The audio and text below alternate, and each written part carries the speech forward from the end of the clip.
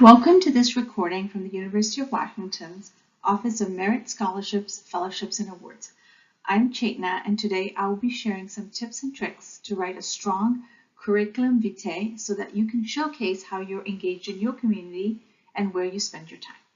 This is a sample curriculum vitae from the UW Career and Internship Center. They have multiple examples of resume and CV layouts, as does the OMSPA website. Use these as starting points, a way to organize yourself before personalizing your CV or making it specific for an opportunity. You'll see that you can include all kinds of different headings depending on what you've been engaged in or what scholarship or program you're applying for. Consider how the different headings or sections can help to organize or even theme your activities. Also use the categories to highlight your interests and align it with what the opportunity requires. Focus on the activities and experiences that really align with the application criteria.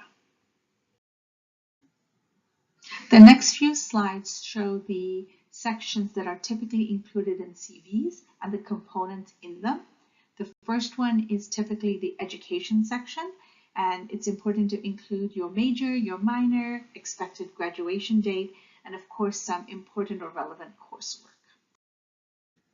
Sections under leadership, teaching, volunteering, you may have a lot of those experiences, so you might want to break up this section.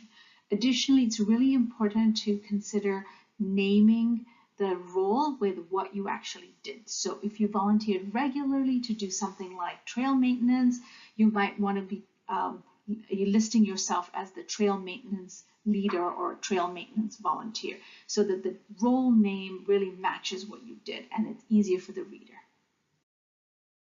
The research section is often an important part of a student's CV. So really think about how to strengthen this section so it clearly showcases what you did. Think about highlighting what you did in your title. So when you compare these two, we get a better sense of what the student did with the second paragraph. Also, write your PI's name and the focus of the lab because it will put your work in context of other things that are being done in this arena. Once you've created your basic CV, you can always adapt it for specific opportunities. So start with the main CV that lists all your activities.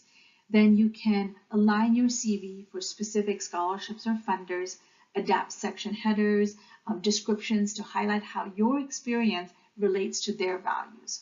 Also look at sample CVs from your field because there are sometimes slight differences. Look at professors' CVs, maybe some of your TAs, some alumni that are working in the field, and then you can align yours. If you've done a lot of different tasks within one role, sometimes you might need to do some editing so that it's most relevant for a particular application. You may also want to pay attention to the formatting that the application requires. Sometimes you might have to rewrite descriptions to fit in the space provided. And then of course, just stay involved and make plans to get more involved as you want to delve deeper into a particular focus area. Here's a sample student and an opportunity they're applying for. Take some time to practice. Consider how different headings or sections could help them organize or theme their activities.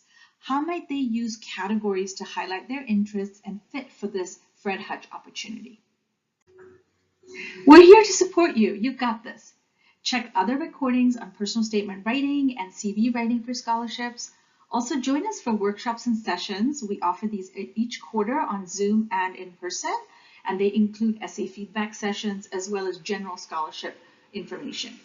We also have one-on-one advising in person or remotely for current UW undergrads and alumni. Find us on our website, email us, join our email list, and connect with us on social media.